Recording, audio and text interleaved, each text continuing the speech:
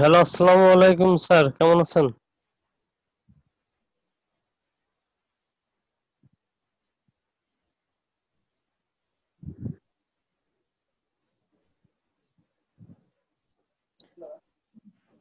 সবাইকে ধন্যবাদ জানিয়ে আমাদের আজকের সেশন শুরু করছি। আপনারা কি আমার কথা শুনতে পারছেন? জি স্যার, শুনতে পাচ্ছি। আচ্ছা, ধন্যবাদ। আমি এখন একটা স্ক্রিন শেয়ার করব। আপনারা স্ক্রিনটা দেখতে পারেন কিনা একটু আমাকে বলবেন। আমি একটা স্ক্রিন শেয়ার করছি, সেটা কি আপনারা দেখতে পাচ্ছেন? জি স্যার, দেখতে পাচ্ছি। আচ্ছা তবে স্যার ক্লিয়ার না একটু। আচ্ছা, ধন্যবাদ। আমরা একটা স্ক্রিন শেয়ার করছি এখানে। আমরা যে জিনিসগুলো লিখছি সেটা আমরা আপনাকে এই সেশনের শেষে মেইলে দিয়ে দেব। সেশনের শেষে আমাকে ইমেল অ্যাড্রেসটা পাঠাবেন, এগুলো আমি পাঠিয়ে দেবো। তো আমরা যে বিষয়গুলো নিয়ে আলোচনা করতে চাচ্ছি, সেগুলো এখানে লেখা আছে। তা আমি আপনাদেরকে অনুরোধ করব যে আপনাদের হাতে খাতা কলম এটা রাখবেন। তাহলে আপনারা যে তথ্যটা ইম্পর্টেন্ট মনে করবেন সেই তথ্যটা লিখে নিতে পারবেন। আমরা উপরে যে বিষয়গুলো লিখছি কিছু ইলাবোরেশন, বিএনবিসি, এসসিআই, এএসটিএম, এগুলো আসলে আমাদের সবারই জানার দরকার। জাস্ট এটা জানার দরকার জন্য আমি লিখছি, এই বিষয় নিয়ে আমি কোনো কথা বলবো না। আমি প্রথমে যে বিষয় নিয়ে কথা বলবো সেটা হচ্ছে আরসিসি, রিইনফোর্সড সিমেন্ট কনক্রিট। এটা আমরা সকলেই জানি। আমার প্রথম আলোচনার বিষয় হচ্ছে যে আমরা কলামে কেন রড ব্যবহার করি। তো অনেকে মনে করতে পারে কলামে তো রড ব্যবহার করতেই হবে, কিন্তু কোশ্চিনটা আসছে এভাবে যে কোনো একটা কলামে আমরা রড আর কনক্রিট দুইটাই ব্যবহার করি। আমরা সকলেই জানি যে কলামের যে কনক্রিটটা কম্প্রেশন নেয়। মানে একটা কলামের উপরে দুই ধরনের প্রেসার আসে, একটা হচ্ছে কম্প্রেশন আর একটা হচ্ছে টেনশন। তো নর্মালি যেটা হয়, কলামটা সবসময় চাপে থাকে, যেটাকে আমরা কম্প্রেশন বলি। কিন্তু যে কলামটা যে চাপে থাকে, যে ও যে কম্প্রেশনটা নেই, তাহলে কলামের জন্য তো কনক্রিটই যথেষ্ট। তাহলে কোশ্চিন হতে পারে এরকম যে আমি কেন এখানে স্টিল ব্যবহার করব। তো একটা কলাম কনক্রিট গভর্ন হয়, গভর্ন মানে হচ্ছে যে কলামের উপরে যে কম্প্রেশনটা আসে সেটা কলাম নেই। কিন্তু আমরা যে রড ব্যবহার করি তাহলে এর কারণ কি? রড রড ছাড়াও তো আমরা কলাম ঢালাই করতে পারি। তো রড ছাড়া কলাম ঢালাই করলে আসলে হবে না। মানে এখানে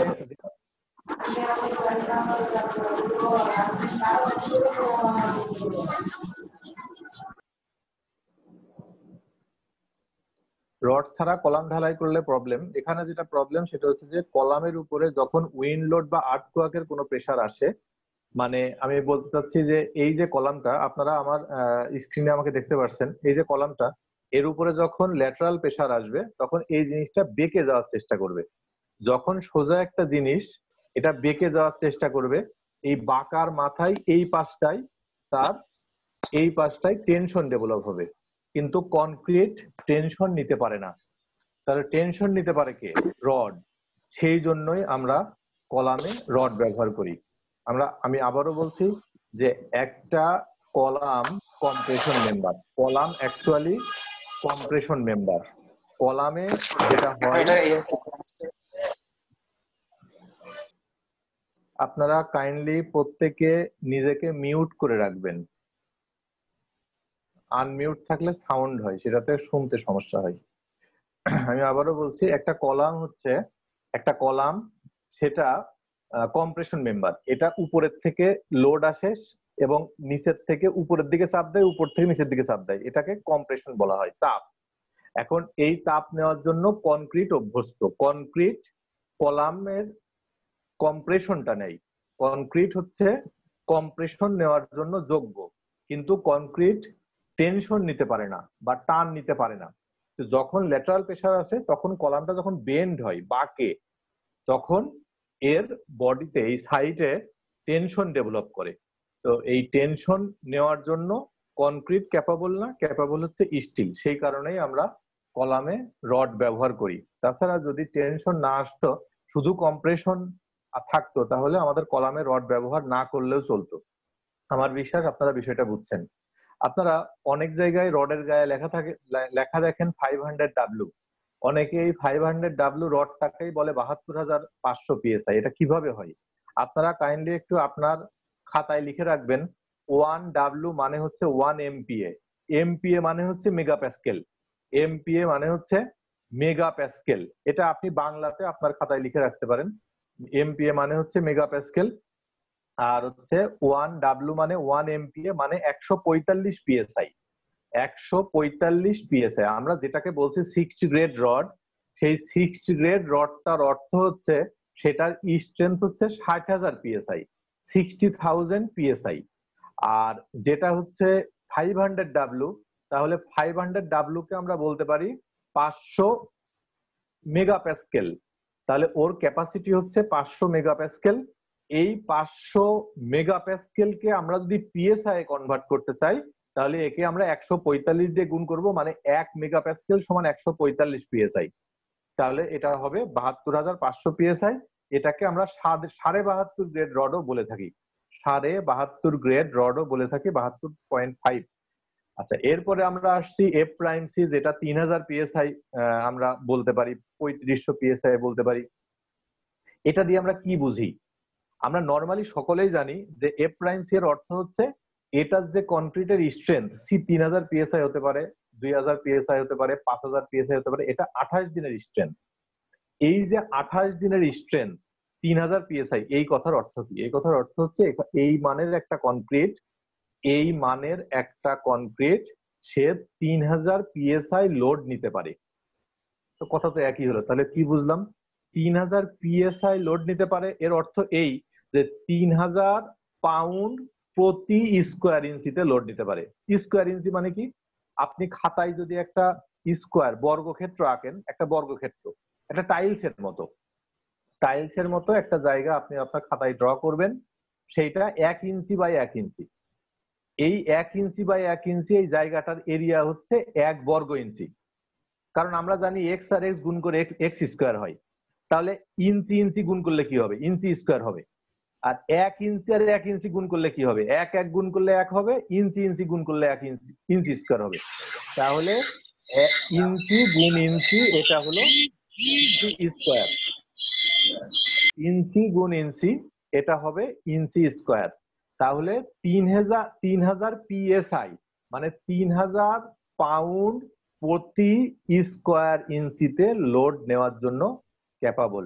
তাহলে যে কনক্রিটটার স্ট্রেংথ 3500 পিএসআই, এর অর্থ হচ্ছে প্রতি স্কোয়ার ইঞ্চি জায়গার কনক্রিট 3500 পাউন্ড লোড নেওয়ার জন্য অভ্যস্ত। জেনে রাখবেন, এখানে আমরা পিএসআই লিখছি, উচ্চারণ করছি পাউন্ড পার স্কোয়ার ইঞ্চি, কিন্তু পাউন্ডকে আমরা সিম্বলিক ভাবে লিখি এলবি। আপনি লিখে রাখতে পারেন ছোট হাতের এল ছোট হাতের বি, এটা দিয়ে আমরা পাউন্ড বোঝাই। আচ্ছা, তাহলে আমরা যদি দেখি কোথাও 3500 পিএসআই লেখা, তাহলে আমাদের বুঝতে হবে এই স্ট্রেংথটা কনক্রিটে 28 দিনে আসবে, এবং এইটা প্রতি স্কোয়ার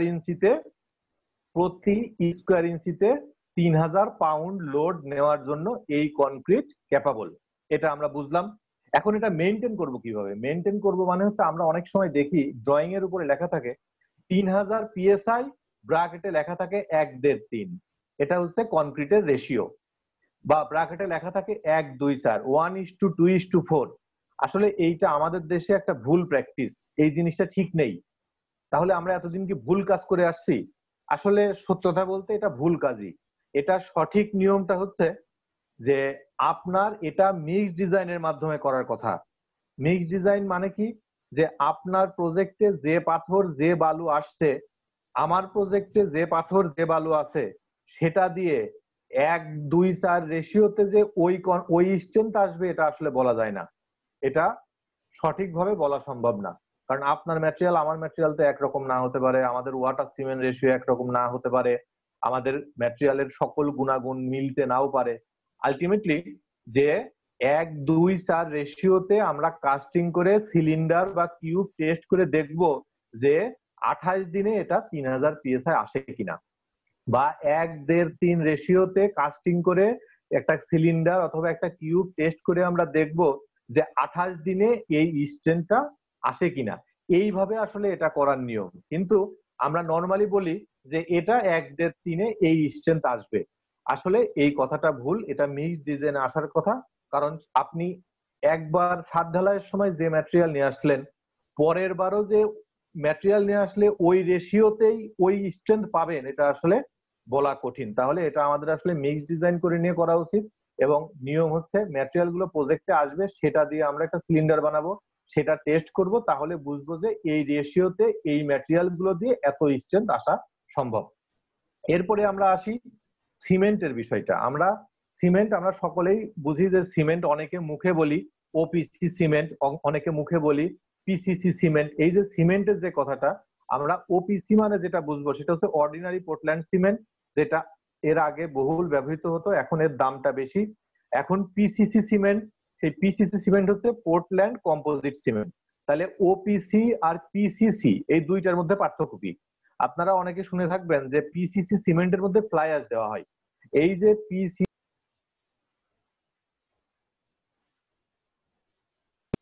ফ্লাই অ্যাশটা হচ্ছে যে আপনার কনক্রিটের, সরি, সিমেন্টের গুণাগুণকেও নষ্ট করছে না, কিন্তু সিমেন্টের খরচটাও কমাচ্ছে।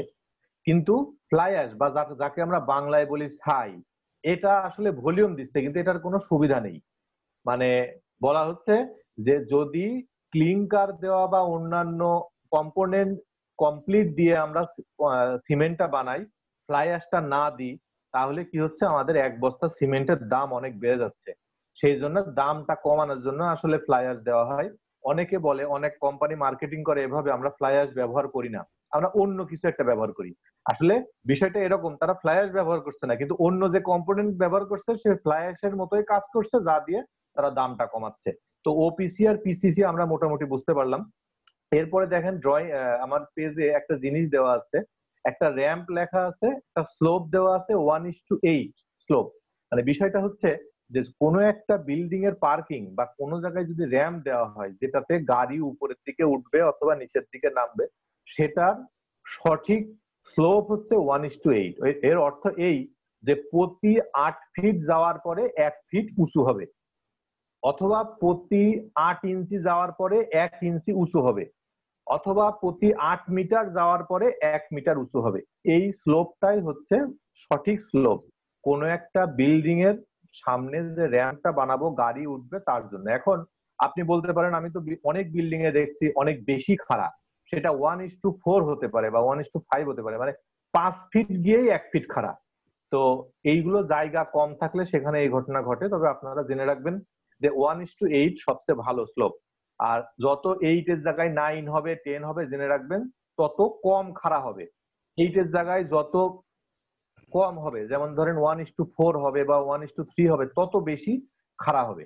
তো এই স্লোপের ব্যাপারটা অনেকে বোঝে না। তো এই বিষয়টা আমি আরেকবার বলছি যে স্লোপের বিষয়টা হচ্ছে 1:8, মানে 8 ফিট গেলে 1 ফিট উঁচু হবে, অথবা প্রতি 8 ফিটে 1 ফিট নিচু হবে। এই বিষয়টা আপনারা একটু খেয়াল রাখবেন। আপনারা দেখছেন একটা ফেরার ছবি দেওয়া আছে, এই ফেরাটা সম্পর্কে অনেকেই জানে না। তো ফেরাটা শেপটাও এরকম। অনেকে বলতে পারে যে ফেরাটা কি কাজে লাগে, এবং অনেকে আমরা প্রজেক্টে ব্যবহারও করি ফেরা। ফেরাটা হচ্ছে আমরা যে কনক্রিট তৈরি করি, লেবাররা মাথায় টুকরি বা ঝুড়ি দিয়ে, মালামাল মিক্সার মেশিনের মধ্যে দেয়, যে জিনিসটা বা যে বাক্সটা ব্যবহার করে তাকে আমরা ফেরা বলে থাকি। তো ঝুড়ি বা টুকরি দিয়ে আসলে কনক্রিট তৈরি করা ঠিক না। এখানে ফেরা ব্যবহার করা উচিত। কেন ফেরা ব্যবহার করা উচিত?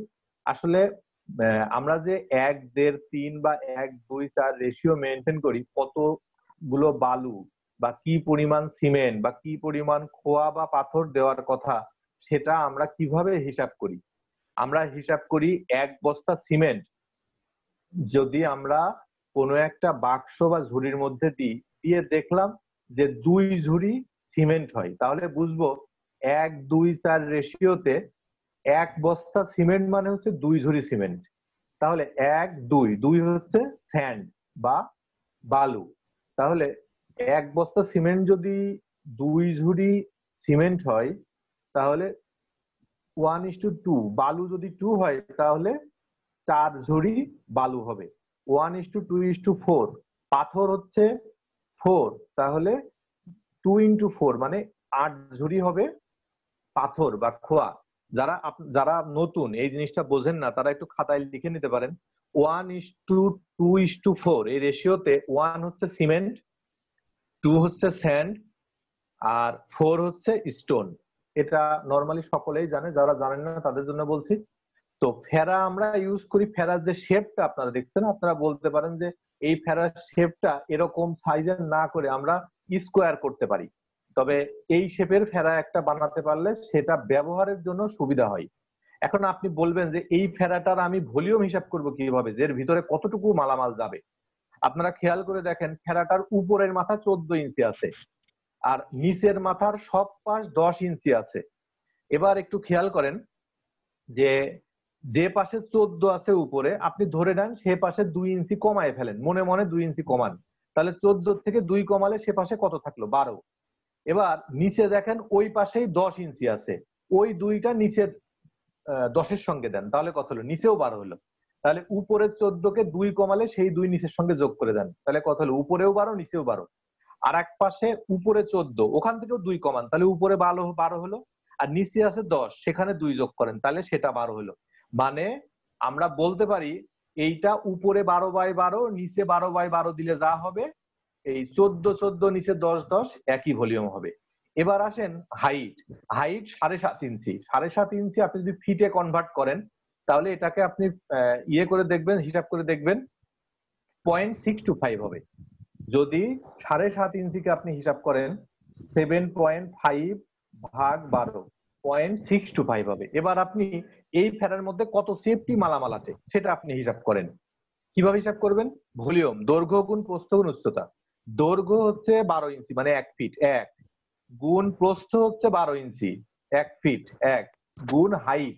হাইট হচ্ছে 7.5 ইঞ্চি মানে কি 0.625। তাহলে তিনটা ডাইমেনশন গুণ করলে আমি রেজাল্ট পাইলাম, আপনার খাতায় অবশ্যই হিসাব হয়েছে 0.625 সিএফটি। তাহলে এক ফেরা মানে হচ্ছে 0.625 সিএফটি। এখন আপনি বলবেন যে এত ফ্র্যাকশন দিচ্ছেন কেন? আমরা তো একটা ফেরা মানে 1 সিএফটি মালামাল নিতে পারি না, একটা ফেরা মানে আমি 1 সিএফটি মালামাল নেব না, এটা আমার জন্য ক্যারি করা কঠিন হয়ে যাবে। তো এক বস্তা সিমেন্ট মানে কত সেটা আমরা সকলেই জানি। কত জানি? 1.25 সিএফটি, এটা আমরা সকলেই জানি। এক বস্তা সিমেন্ট মানে 1.25 সিএফটি। একে 2 দিয়ে ভাগ করেন তো দেখি কত হয়। 0.625 হয়। মানে আমরা যে ফেরাটা ডিজাইন করলাম, এই ফেরাটা ভলিউম যা হয় সেটা হচ্ছে এক বস্তা সিমেন্টের অর্ধেক। মানে আমরা বলতে পারি এক বস্তা সিমেন্ট মানে 2 ফেরা সিমেন্ট। এক বস্তা সিমেন্ট মানে 2 ফেরা সিমেন্ট। আর আমি আবারও বলছি, আমরা এটাকে ডিজাইন করতে পারতাম উপরেও 12/12 নিচেও 12/12, কিন্তু এটা ক্যারি করা কঠিন হতো। এটা লেবারদের জন্য কাজ করা সুবিধা হবে। উপরে 14/14, নিচে 10/10, হাইট 7.5 ইঞ্চি। তাহলে এর ভলিউমটা হবে 0.625 সিএফটি। তা আমি এতক্ষণ পর্যন্ত যা বলছি আপনারা কি শুনতে পারছেন বা বুঝতে পারছেন? কারোর কোনো কমপ্লেন থাকলে একটু বলেন। না স্যার, শুনতে পাচ্ছি। জি, থ্যাংক ইউ। তাহলে আপনারা একটু মিউট করে নেন। আচ্ছা, এরপরে আমরা বলছি একটা ইটের সাইজ। ইটের সাইজ আপনাদের সকলের মুখস্থ। কত? 7.5, সরি 4.5, 9.5, 4.5, 3.5। এটা ইটের সাইজ মুখস্থ। 9.5, 4.5, 3.5। এখন আপনি একটা ইট যেখানে ব্রিক ফ্ল্যাট সোলিং আমরা করি সেখানে বসাবেন, একটা ইটের জন্য কত জায়গা লাগবে? একটা ইট কত জায়গা কাভার দিতে পারে? তাহলে 9.5 ইঞ্চি ইন্টু 4.5 ইঞ্চি, এটা যত তত স্কোয়ার ইঞ্চি। একে 2 বার 12 দিয়ে ভাগ করলে মানে দুইটাকেই ফিটে কনভার্ট করলে কত হবে? 0.296875 ফিট স্কোয়ার। এত হবে একটা ইটের এরিয়া, উপরের এরিয়া। কেন এটা হিসাব করছি? আমি আপনাকে বললাম 100 স্কোয়ার ফিট জায়গা অথবা যে কোনো একটা জায়গা, 100 স্কোয়ার ফিট জায়গা, সেখানে ইট বিছাইলে কতগুলো ইট লাগবে আপনি কিভাবে বের করবেন? আপনি বের করবেন একটা ইটের এরিয়া কত, 4.5 গুণ 9.5, গুণ করার পরে যা হবে তাকে 144 দিয়ে ভাগ করলে যত হবে তত স্কোয়ার ফিট। একটা ইটের এরিয়া 0.296875। এবার একটা ইট মানে এত এরিয়ায় জায়গা দখল করে একটা ইট, তাহলে 100 স্কোয়ার ফিট জায়গায় কয়টা ইট লাগে? 337টা ইট লাগে হিসাব করলে। এখন আমি আপনাকে বলবো বাজারে যে ইট পাওয়া যায় বর্তমানে, সেই ইট দিয়ে আপনি 360টা ইট লাগবে আপনার। তাহলে এত বেশি ইট লাগবে কেন প্র্যাকটিক্যালি? কারণ বর্তমানে বাজারে যে ইট পাওয়া যায় সেই ইটের সাইজ 4.5, 9.5, 3.5 নেই। এই 9.5 জায়গায় ইটের সাইজ আছে 8 ইঞ্চি বা 8.25 ইঞ্চি, মানে একটা ইটের সাইজ অনেক কমে গেছে, মানে আপনার হিসাবকেও ফেল করাই দেবে। বাস্তবতা আর আমাদের বইয়ের হিসাবটা একটু আলাদা, সেই জন্য আমি আপনাদের বলবো যে এই জায়গায় একটু হিসাব করে নিয়ে কাজ করবেন, কারণ এই জায়গায় জিনিসটা দেওয়া থাকে, মানে আমরা যদি এইভাবে হিসাব করি তাহলে আমরা প্র্যাকটিক্যালি ধরা খাওয়ার সম্ভাবনা আছে। আপনারা দেখছেন যে আমরা কনক্রিটের রেশিও অনুযায়ী কয় ব্যাগ সিমেন্ট, কয় ব্যাগ খোয়া, কয় ব্যাগ বালু লাগবে তার হিসাব দেখাইছি। এই হিসাবটা আমি আপনাদের বলবো না, এটা আপনারা সকলেই জানেন। আমি একটা কথা বলার জন্য এটা শুধু রাখছি, সেটা আপনারা দেখছেন যে কোন কনক্রিট যে কোনো জায়গায় 100 সিএফটি কনক্রিটের হিসাব করার ক্ষেত্রে আমরা 1.5 দিয়ে গুণ করে নিই, এটা আপনারা সকলেই জানেন। কিন্তু আমরা সবসময় লিখি ড্রাই ভলিউম, কিন্তু আমরা এই জিনিসটা কেউই বুঝি না যে ড্রাই ভলিউম করার জন্য 1.5 দিয়ে আমরা গুণ করি কেন। আসলে ব্যাপারটা হচ্ছে যে যখন কোনো কিছু ভেজা থাকে, মানে ওয়েট থাকে, যখন কোনো কিছু ভেজা থাকে তখন তার যে ভলিউম, সেই জিনিসটা যখন শুকনো হয়, ড্রাই হয়, তখন তার ভলিউম অনেক বেড়ে যায়। শুকনো জিনিসের ভলিউম বেড়ে যায়, মানে কনক্রিট যেটা আপনি বানাবেন সেটা পানি দিয়ে বানাবেন, সেটা যে জায়গা দখল করবে। কিন্তু কিন্তু যখন এই কনক্রিটটা শুকনা অবস্থায় থাকবে, আপনি তো শুকনা জিনিস বাজারের থেকে নিয়ে এসেই কাজ করবেন, তো এই শুকনা জিনিসটা যখন ভেজাবেন তখন ভলিউম কমে যাবে। সেই জন্য যে আপনি 100 সিএফটি বানাচ্ছেন কিন্তু আপনার টোটাল শুকনা জিনিস লাগবে 150 সিএফটি, ভলিউম বেশি হয়। সেই জন্য আমি এই হিসাবটা এখানে রাখছি যে আমরা যে কোনো ভেজা জিনিসকে শুকনা করলে তার ভলিউমটা বেড়ে যায়। একটা তথ্য যে 1000 ইট ভাঙলে কত সিএফটি খোয়া পাওয়া যায়, কেউ বলবে 90 সিএফটি, কেউ বলবে 85 সিএফটি, কিন্তু আমি আপনাদেরকে বলছি 80 সিএফটি খোয়া পাওয়া যাবে। আমি একটু আগে একটা কথা বলছি, আপনারা খেয়াল করছেন যে ইটের সাইজ প্র্যাকটিক্যালি কম, তাহলে ইটের সাইজ যদি ছোট হয় তাহলে ওখান থেকে তো খোয়াও কম হবে। সেই জন্য আমরা এস্টিমেট যদি 85 সিএফটি বা 90 সিএফটি ধরে করি তাহলে আমার এস্টিমেট ফেল করবে। সেই জন্য আমি আপনাদেরকে বলবো যে 1000 ইট ভাঙলে 80 সিএফটি খোয়া পাওয়া যাবে, এভাবে হিসাব করে আপনারা আগাবেন। আমরা সকলেই একটা শব্দ কম বেশি পরিচিত, সকলে একটা শব্দের সঙ্গে পরিচিত, ওয়াটার সিমেন্ট রেশিও। আমরা সকলেই এটা জানি ওয়াটার সিমেন্ট রেশিও, কিন্তু আমরা জিনিসটা বুঝি না ওয়াটার সিমেন্ট রেশিও আসলে কত হয়ে থাকে। ওয়াটার সিমেন্ট রেশিও 0.39 থেকে শুরু করে 0.5 বা 0.51 এরকম পর্যন্ত হয়ে থাকে। ওয়াটার সিমেন্ট রেশিওটা কি? এই কথার মধ্যেই বলা আছে ওয়াটার আর সিমেন্টের রেশিও।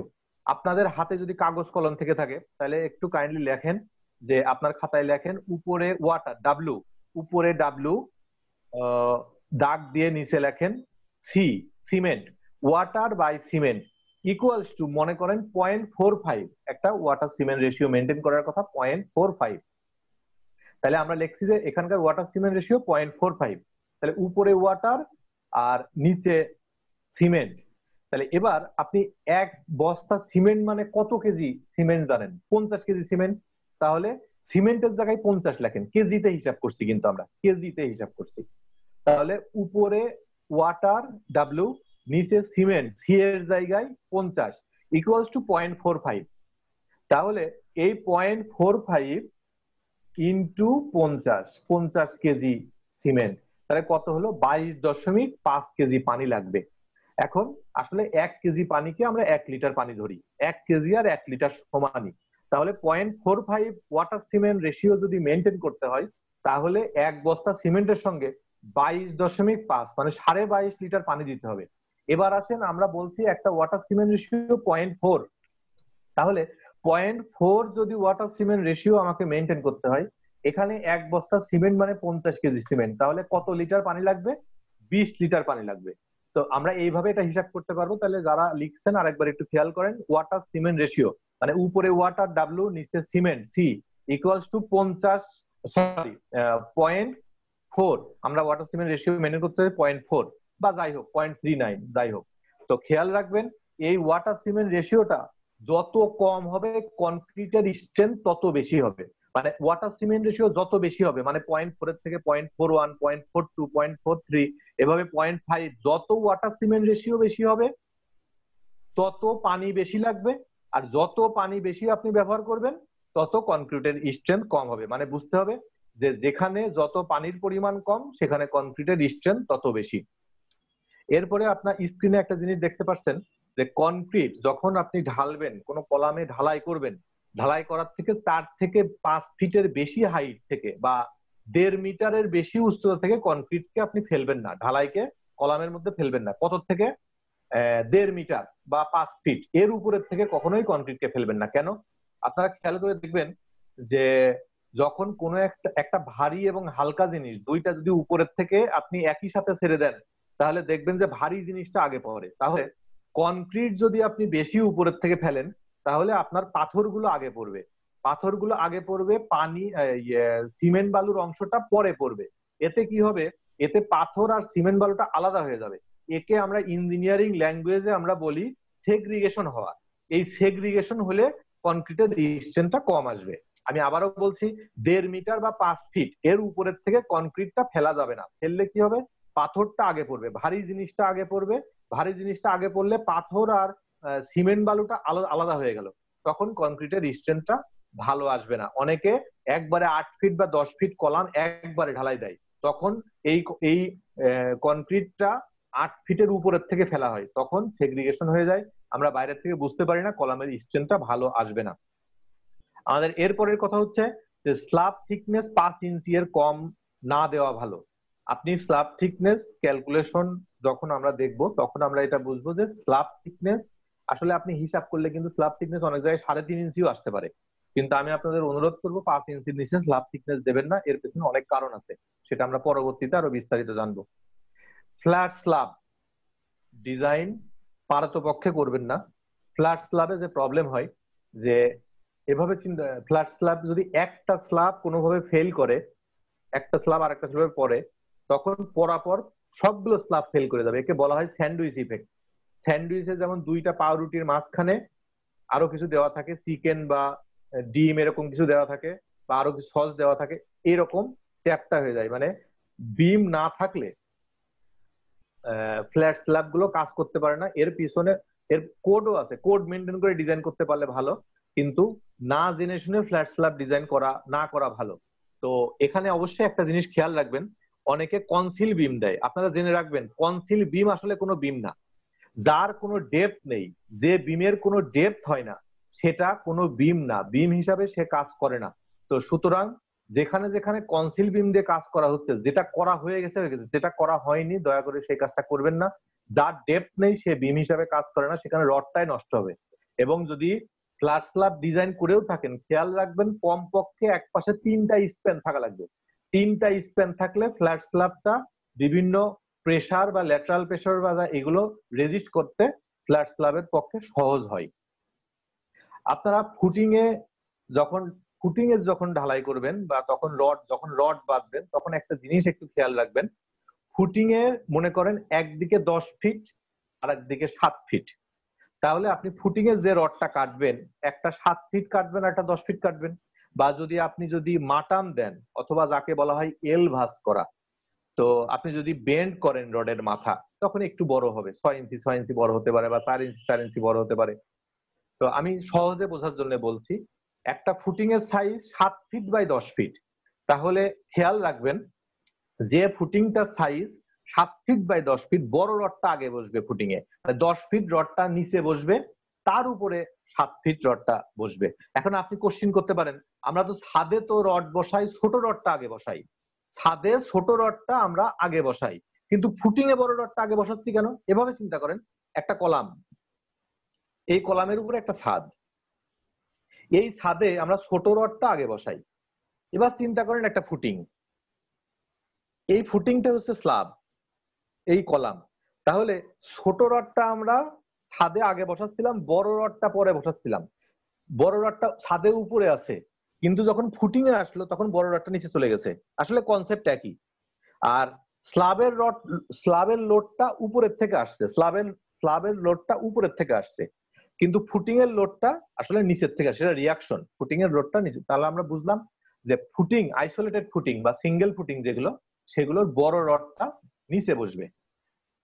এবার আসি ল্যাপিং কোথায় দেওয়া যাবে কোথায় দেওয়া যাবে না। ল্যাপিং কলামে আপনি যে কোনো জায়গায় দিতে পারেন, ভালোভাবে দিলেই হবে, কোনো সমস্যা নেই। তবে বিম কলামের জয়েন্টে ল্যাপিং দেওয়া যাবে না। আপনি কাইন্ডলি একটু এটা নোট করে রাখবেন, বিম কলামের জয়েন্টে কখনো ভুল করেও ল্যাপিং দেবেন না। বিম কলামের জয়েন্টে ল্যাপিং হবে না, বিএনবিসি তে নিষেধ করা। বিম কলামের জয়েন্টে কখনো ল্যাপিং হবে না।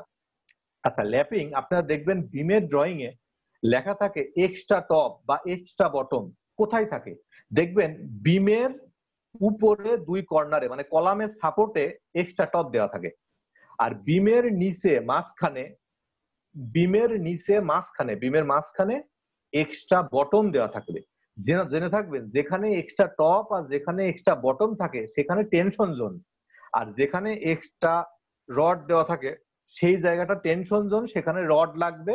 কোনো টেনশন জোনে কখনো ল্যাপিং দেবেন না, কোনো টেনশন জোনে কখনো ল্যাপিং দেবেন না। তাহলে যে জায়গাটায় এক্সট্রা টপ বা এক্সট্রা বটম থাকবে সেখানে যেন কখনো ল্যাপিং না পড়ে, টেনশন জোনে কোনো ল্যাপিং পড়বে না। তাহলে কি বুঝলাম, যেখানে এক্সট্রা টপ বা এক্সট্রা বটম থাকবে তাহলে বুঝতে হবে ওটা টেনশন জোন, ওখানে আপনি কোনো ল্যাপিং দেবেন না, তাহলে আপনি সেফ থাকবেন। আপনি আসবেন যে একটা স্ল্যাবের মনে করেন 5টা স্প্যান, আপনি পুরো স্ল্যাবটা ঢালাই করবেন না, এখন কিছু অংশ ঢালাই করবেন। তাহলে খেয়াল রাখবেন যে একটা কলামের কোল ঘেঁষে বা একটা বিমের কোল ঘেঁষে ঢালাইটা শেষ করবেন না। কোন যে পরের স্প্যানের বিমের L/3, সাপোজ ওখানে স্প্যানটা লেন্থ ছিল 15 ফিট, তাহলে 3/1 মানে 15 ফিটের 3/1, তাহলে 5 ফিট, মানে পরের স্প্যানের 5 ফিট বিম ঢালাই করে রাখতে হবে। পরের স্প্যানের 5 ফিট বিম ঢালাই করে রাখতে হবে। কেন?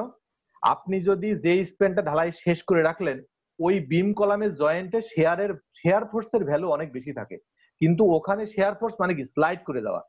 আপনি যদি এখন ঢালাইটা বর্তমান বিমে শেষ করে রাখেন, পরে যদি আবার নতুন করে 1 বছর পরে এখান থেকে ঢালাই করেন, তাহলে এই জয়েন্টটা জয়েন্ট হয়ে গেল। এখানে শেয়ার ফোর্স কারণে এই জয়েন্টটা ফেল করতে পারে।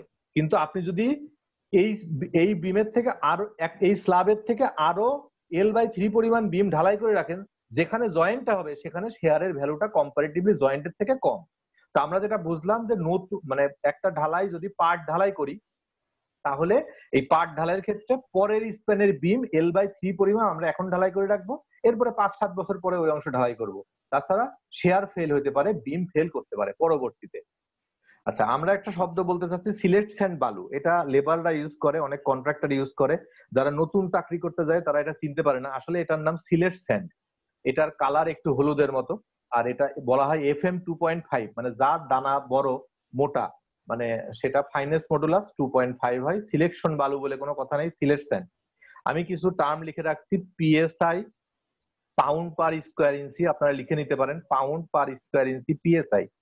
PSF পাউন্ড পার স্কোয়ার ফিট, PSF পাউন্ড পার স্কোয়ার ফিট। 1 পাউন্ড মানে 2.204, সরি 1 কেজি মানে 2.204 পাউন্ড। লিখে রাখতে পারেন, 1 কেজি মানে 2.204 পাউন্ড।